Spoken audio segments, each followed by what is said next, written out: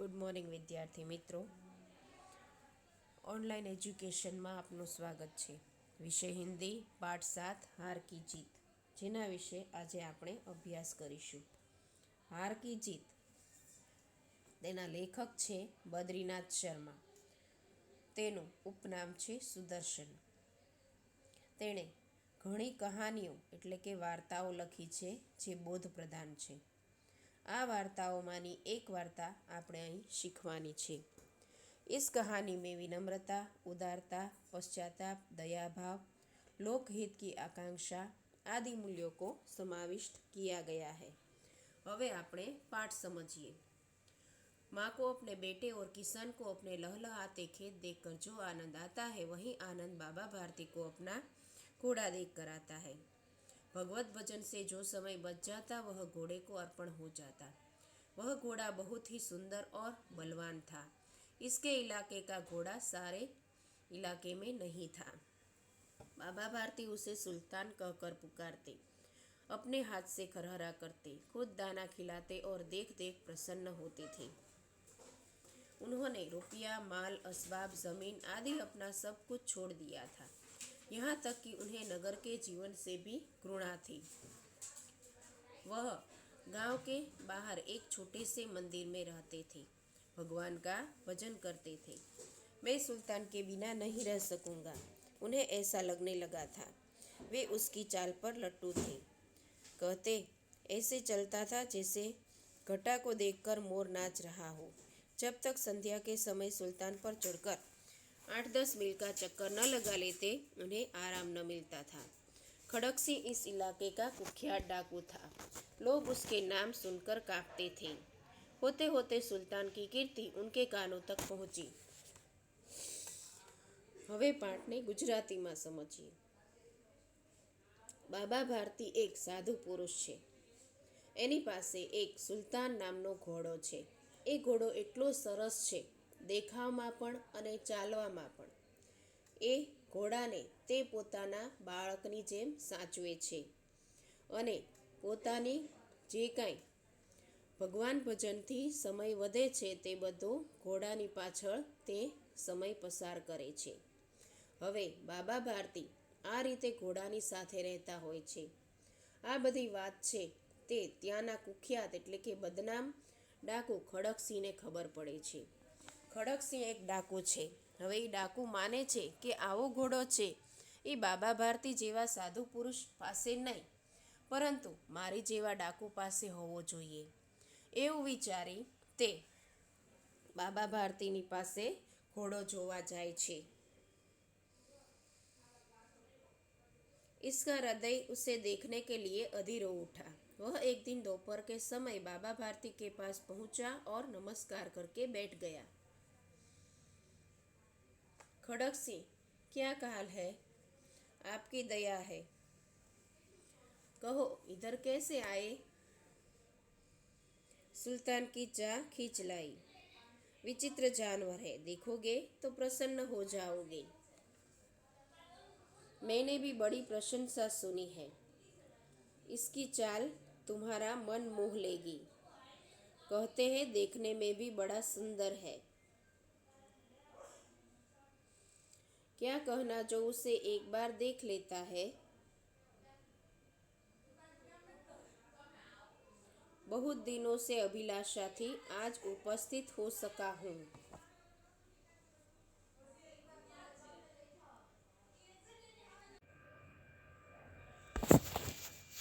बाबा भारती और खड़क सिंह अस्तबल में पहुंचे. बाबा ने घोड़ा दिखाया घमंड से, खड़क सिंह ने घोड़ा देखा आश्चर्य से. उसने सहस्त्र घोड़े देखे थे, परंतु ऐसा बाका घोड़ा उसकी आंखों से कभी न गुजरा था. सोचने लगा, भाग्य की बात है, ऐसा घोड़ा खड़क सिंह के पास होना चाहिए था. इस साधु को इन चीजों से क्या लाभ. कुछ देर तक आश्चर्य से खड़ा रहा. उसके पश्चात उनके हृदय में हलचल होने लगी. बालकों की सी अधीरता से बोला, परंतु बाबाजी उसकी चाल न देखी तो क्या. बाबाजी मनुष्य ही थे. उनकी वस्तु की प्रशंसा दूसरों के मुख से सुनने के लिए उसका हृदय अधीर हो गया. घोड़े को देखकर बाहर ले गए. घोड़ा वायु वेग से उड़ने लगा। घोड़े की चाल देखकर उनके हृदय पर सांप लौट गया। वह डाकू था और जो वस्तु उसे पसंद आ जाए उस पर वह अपना अधिकार समझने लगता था। उसके पास बाहुबल था और आदमी थे। बाबा जी, मैं यह घोड़ा आपके पास न रहने दूंगा। बाबा भारती डर गए। अब उन्हें रात को नींद नहीं आती थी। सारी रात अस्तबल की रखवाली में कटने लगी। જ્યારે ખડકસિંહ બાબાની પાસે ઘોડો જોવા આવે છે ત્યારે બાબાજી તેને ઘોડો બતાવે છે. ઘોડો બતાવે છે ત્યારે ખડકસિંહ તે જોવે છે, પરંતુ તેને થાય છે કે આ ઘોડો મારી પાસે હોવો જોઈએ. એટલે છેલ્લે તે બાબા ભારતીને કહેતો જાય છે કે આ ઘોડો હું તમારી પાસે નહીં રહેવા દઉં, એટલે ગમે તે રીતે હું આ ઘોડો તમારી પાસેથી લઈ જઈશ. એવું કહી તે ત્યાંથી ચાલ્યો જાય છે. प्रतिक्षण खड़कसिंह का डर लगने लगा था। यहाँ तक कि बाबा भारती कुछ असावधान हो गए थे। संध्या का समय था। बाबा भारती सुल्तान की पीठ पर सवार होकर घूमने जा रहे थे। इस समय उसकी आंखों में चमक थी, मुख पर प्रसन्नता थी। घोड़े को शरीर को देखते और कभी उसके रंग को देखते और फूले न समाते थे। ओ बाबा, इस कंगले की सुनते जाओ। आवाज में करुणा थी। बाबा ने घोड़े को रोक लिया और अपाहिज वृक्ष की छाया में पड़ा करा रहा था। क्यों, तुम्हें क्या कष्ट है? बाबा, मैं दुखियारा हूँ, मुझ पर दया करो। रामावाला यहाँ से 3 मील दूर है, मुझे वहीं जाना है। घोड़े पर चढ़ा लो, परमात्मा भला करेगा। यहाँ तुम्हारा कौन है? दुर्गादत्त वैद्य का नाम सुना होगा, उसका सौतेला भाई हूँ। बाबा भारती ने घोड़े से उतरकर अपाहिज को घोड़े पर बिठा लिया और स्वयं उसकी लगाम पकड़कर धीरे धीरे चलने लगे। सहसा उन्हें एक झटका सा लगा और लगाम हाथ से छूट गई। उनके आश्चर्य का ठिकाना न रहा जब उन्होंने देखा कि अपाहिज घोड़े की पीठ पर तनकर बैठा है और घोड़े को दौड़ाए ले जा रहा है। उसके मुख से भय, विस्मय और निराशा से मिली हुई चीख निकल गई। वह अपाहिज डाकू खड़कसिंह था। बाबा भारती कुछ देर तक चुप रहे। उसके पश्चात उन्होंने कहा, जरा ठहरो। खड़कसिंह ने आवाज सुनकर घोड़ा रोक लिया। उसकी गर्दन पर प्यार से हाथ फेरते हुए कहा, बाबा जी, यह घोड़ा अब न दूंगा। પછી જ્યારે બાબા ભારતી એક દિવસ ઘોડાને લઈને જતા હોય છે ત્યારે રસ્તા પર ખડકસિંહ અપાહિજનું રૂપ ધારણ કરીને પડ્યો હોય છે અને બાબાજીને કહે છે કે તમે મને રામાવાલા ગામ મૂકી જાઓ. હું અપાહિજ છું, ચાલી શકતો નથી, એટલે તમારા ઘોડા ઉપર બેસાડીને મૂકી જાઓ. આવું કહે છે એટલે બાબા ભારતી તો સાધુ પુરુષ છે, તરત જ તેને દયા આવી જાય છે અને તે ઘોડા ઉપર એ અપાહિજને બેસાડે છે. હવે થોડી જ વારમાં થાય છે એવું કે અપાહિજ છે તે લગામ પકડી અને ઘોડો દોડાવીને જતો રહે છે. હવે આવું થાય છે એટલે તરત જ બાબા ભારતી સમજી જાય છે કે આ અપાહિજ બીજું કોઈ નહીં પરંતુ ખડકસિંહ ડાકુ છે. હવે ખડકસિંહ ડાકુ આ ઘોડાને લઈ જઈ રહ્યો હોય છે ત્યાં જ બાબા ભારતી તેને કહે છે કે થોડી વાર ઊભો રહે. ત્યારે ખડકસિંહ કહે છે, હવે આ ઘોડો મારો થઈ ગયો છે, હું તમને નહીં આપું. खड़कसिंह ठहर गया। बाबा भारती ने निकट जाकर उसकी कहा, यह घोड़ा तुम्हारा हो चुका है, मैं तुमसे इसे वापस करने के लिए नहीं कहूँगा, परंतु खड़कसिंह केवल एक प्रार्थना करता हूँ, उसे अस्वीकार मत करना, नहीं तो मेरा दिल टूट जाएगा। बाबा जी, आज्ञा कीजिए, मैं आपका दास हूँ, केवल यह घोड़ा न दूंगा। अब घोड़े का नाम न लो, मैं तुमसे इसके विषय में कुछ न कहूँगा।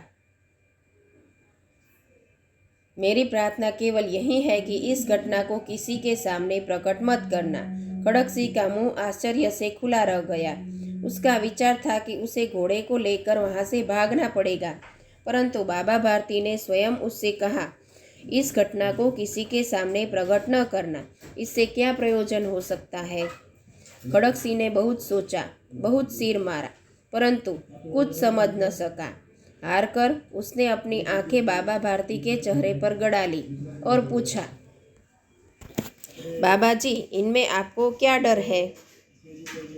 उसका प्रश्न सुनकर बाबा भारती ने उत्तर दिया, लोगों को अगर इस घटना का पता चल गया तो वे किसी गरीब का विश्वास न करेंगे। यह कहते कहते उन्होंने सुल्तान की ओर से इस तरह मुंह फेर लिया जैसे कोई संबंध ही न रहा हो।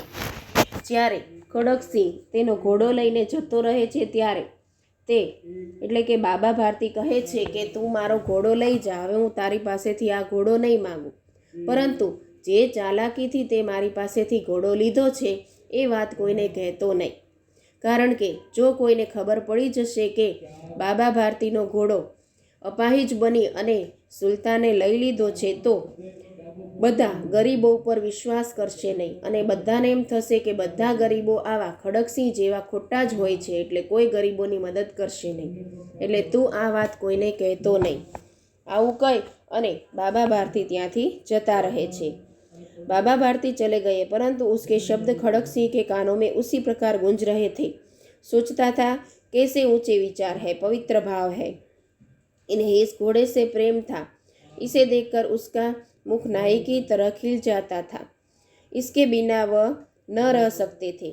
इसकी रखवाली में कई रात सोए नहीं, भजन भक्ति न की, रखवाली करते रहे, परंतु आज उसके मुख पर दुख की रेखा तक नहीं दिखाई पड़ती थी।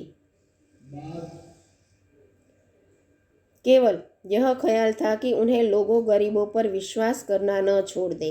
ऐसा मनुष्य मनुष्य नहीं, देवता है। रात्रि के अंधकार में खड़कसिंह बाबा भारती के मंदिर में पहुंचा। चारों ओर सन्नाटा था। आकाश में तारे टिमटिमा रहे थे। थोड़ी दूर पर गांव के कुत्ते भौंक रहे थे। मंदिर के अंदर कोई शब्द सुनाई न देता था। खड़कसिंह सुल्तान की बांग पकड़े हुए था। वह धीरे धीरे अस्तबल के फाटक तक पहुंचा। फाटक खुला पड़ा था। किसी समय वहां बाबा भारती स्वयं लाठी लेकर पहरा देते थे, परंतु आज उन्हें किसी चोरी, किसी डाके या भय नहीं था। खड़कसिंह ने आगे बढ़कर सुल्तान को उसके स्थान पर बांध दिया और बाहर निकलकर सावधानी से फाटक बंद कर दिया। इस समय उसकी आंखों में नेकी के आंसू थे। रात्रि का तीसरा पहर बीत चुका था। चौथा पहर प्रारंभ होने ही वाला था कि अपनी कुटिया से बाहर निकलकर ठंडे पानी से स्नान किया। उसके पश्चात इस प्रकार जैसे कोई स्वप्न में चल रहा हो, उनके पांव अस्तबल की ओर बढ़े, परंतु फाटक पर पहुंचकर उन्हें अपनी भूल प्रतीत हुई। साथ ही घोर निराशा ने पांवों को मन मन भरका बना दिया। ये वहीं रुक गए। घोड़े ने अपने स्वामी के पांव की चाप को पहचान लिया और जोर से हिनहिनाया। अब बाबा भारती आश्चर्य और प्रसन्नता से दौड़ते हुए अंदर पहुंचे और प्यारे घोड़े से गले के लिपटकर इस प्रकार रोने लगे, मानो कोई पिता बहुत दिनों के बिछड़े हुए पुत्र से मिल रहा हो। बार बार उसकी पीठ पर हाथ फेरते, बार बार उसके मुंह पर थपकियां देते। फिर वे संतोष से बोले, अब कोई गरीबों की सहायता से मुंह नहीं मोड़ेगा।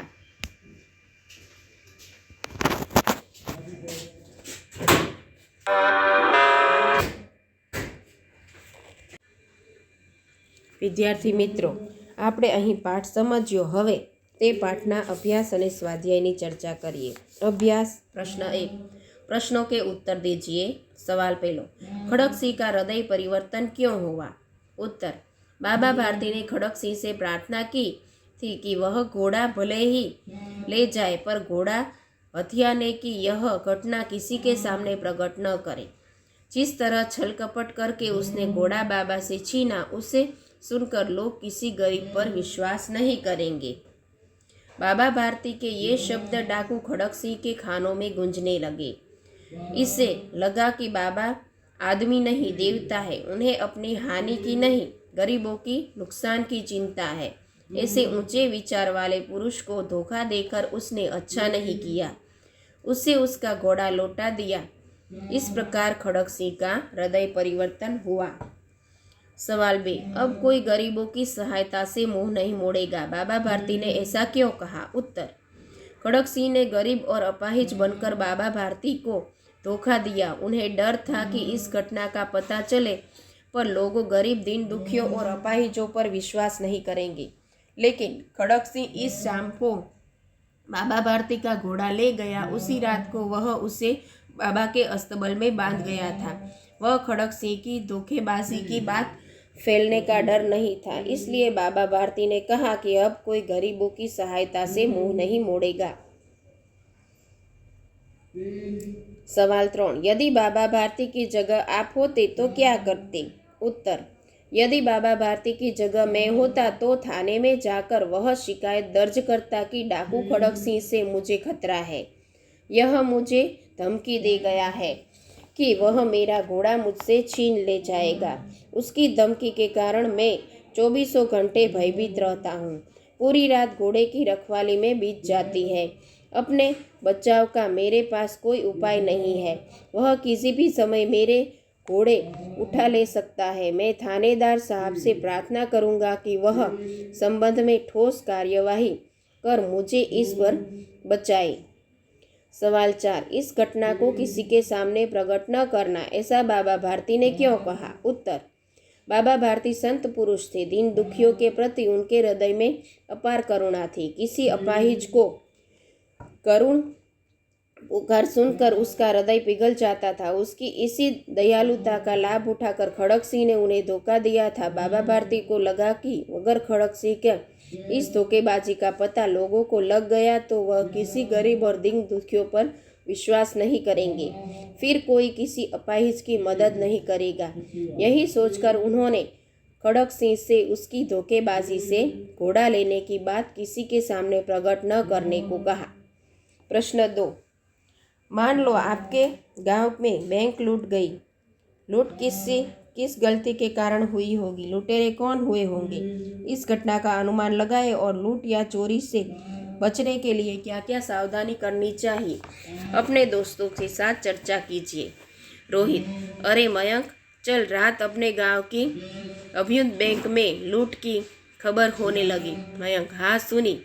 बैंक में 2 चौकीदार थे पर अक्सर इधर उधर घूमते रहते थे या अन्य काम करते रहते थे, फिर लूट होना स्वाभाविक है। तुमने बिल्कुल सच कहा, पर ये लुटेरे कौन हो सकते हैं? वे ही होंगे, उन्होंने नगर के मंदिर से मूर्तियां चुराई थी। सेठ करोड़ीमल के घर में डाका डालने वाले लोग भी हो सकते हैं, कोई भी हो सकते हैं, बड़े शातिर और हिम्मत वाले। चोर, डाकू, लुटेरे हिम्मत वाले तो होते ही है। पुलिस पिछले महीनों में हुई एक भी चोरी का पता नहीं लगा सकती है। ऐसी घटनाओं से बचाव कैसे हो? 3 तरीके हैं। बैंक अपने यहाँ सशस्त्र चौकीदार रखे। बैंक में 1-2 जासूस मौजूद हो। बैंक में सीसीटीवी कैमरे लगाए जाए। हाँ, अब ऐसे उपाय किए बिना काम न चलेगा। प्रश्न 3, परिच्छेद पढ़कर प्रश्नों के उत्तर दीजिए। તમને ફકરો આપેલો છે તે ફકરો તમારે પહેલા સારા અક્ષરે લખવાનો છે, વાંચવાનો છે અને પછી તેની નીચેના સવાલ જવાબના લખવાના છે। सही उत्तर चुनकर निशान लगाइए। सोना हिरण का रंग कैसा था? सुनहरा। मृग समूह किसकी आहट से चौंक कर भागा? शिकारियों की। प्रश्न 2, रिक्त स्थानों की पूर्ति कीजिए। सोना अब तक अपनी खाली जगह भी पार नहीं कर सकी थी। शैशवावस्था। हिरण शावक की कथा तो मिट्टी की ऐसी खाली जगह है जो मनुष्य की निष्ठुरता घटती है। व्यथा कथा। सवाल 3, इन शब्दों के अर्थ लिखिए।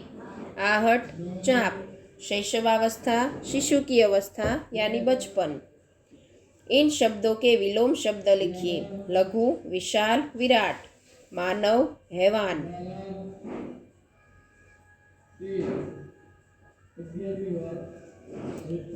सवाल 5, हिरण शावक सोना की शारीरिक बनावट कैसी थी?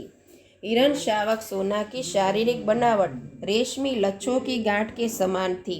उसका कोमल शरीर लघु था, मुंह छोटा सा था और बड़ी बड़ी पानीदार आंखें थी। प्रश्न 4। एक दिन बादशाह अकबर ने अपने दरबारियों से पूछा, बताओ दुनिया में सबसे अधिक शक्तिशाली कौन है। दरबारियों का जवाब क्या होगा और बीरबल ने क्या कहा होगा। कहानी आगे बढ़ाइए। दुनिया में सबसे अधिक शक्तिशाली कौन है। अकबर के इस प्रश्न के उत्तर में किसी दरबारी ने हाथी को सबसे अधिक शक्तिशाली बताया तो किसी ने सिंह को।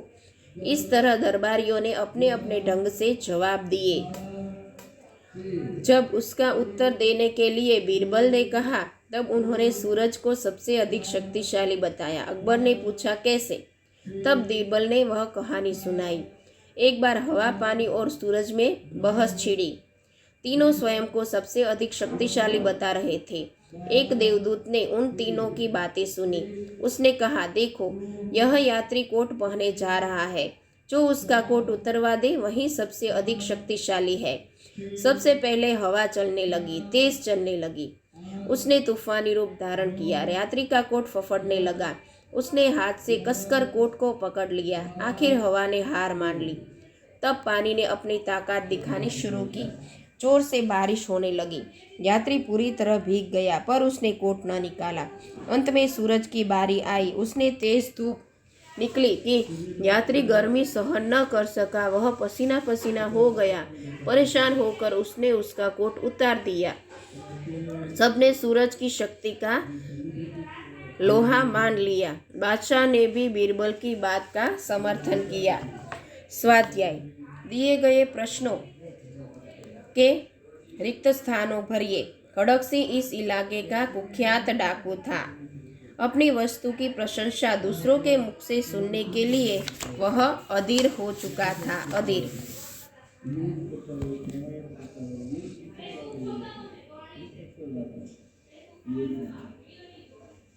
बाबा भारती। बाबा जी आज्ञा कीजिए, आपका दास हूँ, केवल यह घोड़ा न दूंगा। दास। किसने किससे कहा। दुर्गादत्त वैद्य का नाम सुना होगा, उसका सौतेला भाई हूँ। उत्तर। अपाहिज ने बाबा भारती से।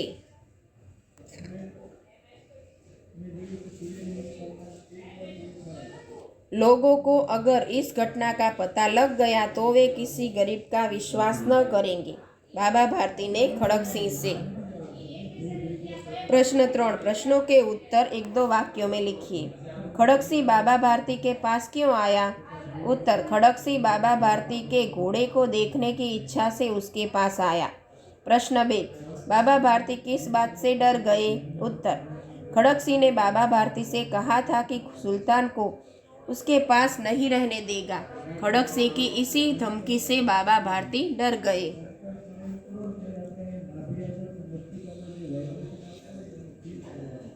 सुल्तान पर सवार खड़क सिंह ने बाबा भारती से क्या कहा।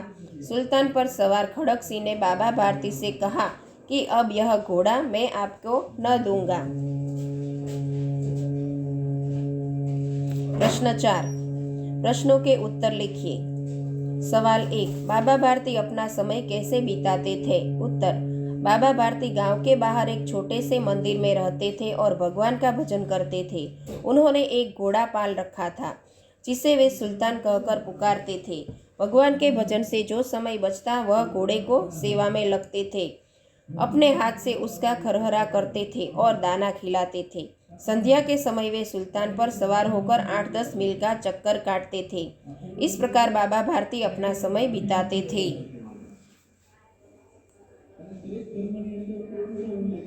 सवाल 2। बाबा भारती को किसका डर लगने लगा, क्यों। खड़क सिंह बाबा भारती के पास अपना आकर घोड़े सुल्तान को देखकर आया था। ऐसा बांका घोड़ा उसने आज तक नहीं देखा था। वह उसकी चाल पर मुग्ध हो गया था। जाते जाते वह बाबा भारती से कह गया था कि यह सुल्तान को उसके पास न रहने देगा। वह डाकू था और जो वस्तु उसे पसंद आ जाए उस पर अपना अधिकार समझ लेता था। उसके पास बाहुबल था, इसलिए बाबा भारती को खड़क सिंह का डर लगने लगा था। खड़क सिंह ने सुल्तान को कैसे प्राप्त किया। उत्तर। एक दिन संध्या समय बाबा भारती सुल्तान पर सवार होकर घूमने निकले। रास्ते में उन्होंने एक अपाहिज की करुणा भरी आवाज सुनी। उसने बाबा से घोड़ा पर रामावाला गांव पहुंचने की प्रार्थना की। बाबा ने तुरंत खाकर तरस खाकर उस अपाहिज को घोड़े पर बिठा लिया, स्वयं लगाम पकड़कर चलने लगे। सहसा उस अपाहिज के झटका सा देखकर बाबा भारती के हाथ से लगाम छीन ली और वह घोड़े को ले भागा। अपाहिज और कोई नहीं, डाकू खड़क सिंह था। इस प्रकार खड़क सिंह ने सुल्तान को प्राप्त किया। घोड़े को वापस आया देखकर बाबा भारती ने घोड़े से कैसा बर्ताव किया? उत्तर: घोड़े को वापस आया देखकर बाबा भारती के खुशी का ठिकाना न रहा। वे उसके गले से लिपटकर रोने लगे। वे बार बार उसकी पीठ पर हाथ फेरते और उसके मुंह पर थपकियां देते। घोड़े की वापसी पर संतोष प्रकट करते हुए उन्होंने कहा था कि कोई गरीबों की सहायता से मुंह नहीं मोड़ेगा। इस प्रकार घोड़े को वापस आया देखकर बाबा भारती ने उससे यही बर्ताव किया जो एक पिता बहुत दिन से बिछड़े हुए पुत्र से मिलने पर करता है। प्रश्न 5 टिप्पणी लिखिए। बाबा भारती की महानता। बाबा भारती एक सदाचारी संत थे। उसका हृदय विशाल था और उसके विचार ऊंचे थे। उसके हृदय में दीन दुखियों के प्रति अपार करुणा थी। दीन दुखियों की सेवा करना वे अपना कर्तव्य समझते थे। उन्हें अपनी हानि की अपेक्षा गरीबों की, दीन दुखियों की हानि की अधिक चिंता थी। इसलिए उन्होंने खड़क सिंह से घोड़े को छल पूर्वक लेने की बात इसके सामने प्रकट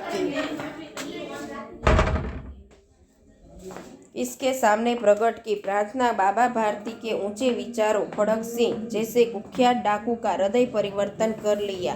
अपनी हार को भी जीत में बदल लेने वाले वह बाबा भारती थे। प्रश्न 6 दिए गए शब्दों के अर्थ से शब्द पहेली पूर्ण कीजिए।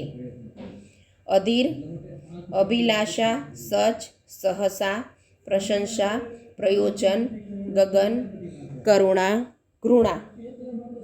इस प्रकार पहेली को पूर्ण करना है।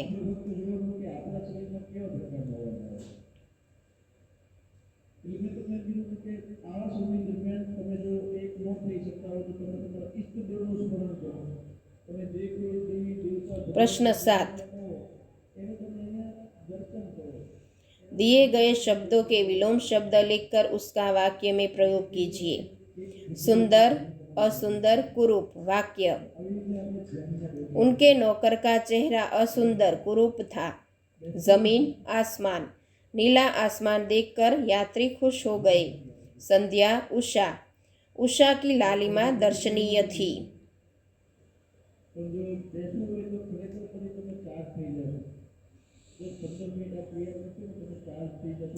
गरीब, अमीर। वह जमींदार बहुत अमीर था। विश्वास, अविश्वास। सेठानी को नौकर पर अविश्वास था।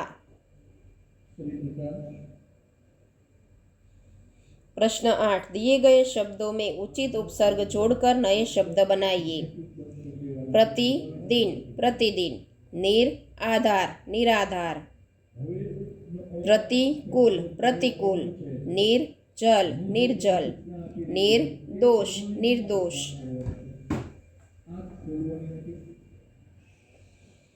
प्रश्न 9 दिए गए शब्दों में प्रत्यय जोड़कर नए शब्द बनाइए। मुख, इक, मौखिक। मनुष्यत्व, मनुष्यत्व। भूत, इक, भौतिक। ममत्व, ममत्व। समाज, इक, सामाजिक। समत्व, समत्व।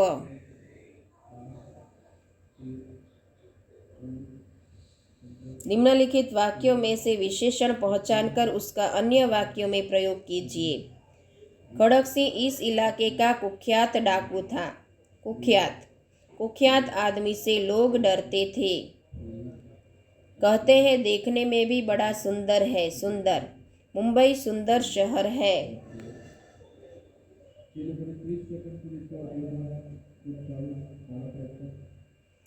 परंतु ऐसा बांका घोड़ा उसकी आंखों से कभी न गुजरा था। बांका, ऐसा बांका जवान मैंने कभी नहीं देखा।